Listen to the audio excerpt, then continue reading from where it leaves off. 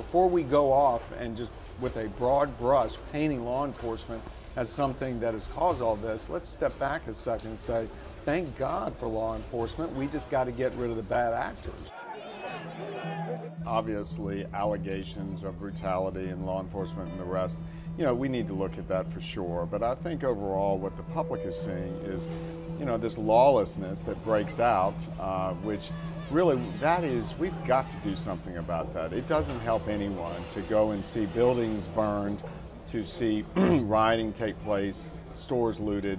And I think there's a real concern, obviously, in cities like Baltimore about the lack of upward mobility, the lack of opportunity for so many people. And I think it speaks to where we really need to focus long term, which is the education infrastructure, the mentoring that's needed.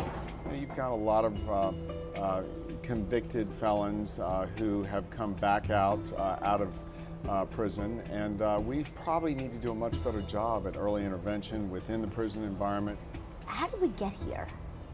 As far as the race relations, pretty apparent. The country certainly, although we stand for opportunity for all, we didn't always get it right. It wasn't until really the 60s that was in law realized, and then over time, I think we've got to keep working at it. And there's no question that acceptance and tolerance and of diversity in our country is an issue, will continue to be an issue, but I think all of us can come together. But I don't think that lawlessness, the way we're seeing breaking out in the streets, is the answer. I don't think anybody believes that.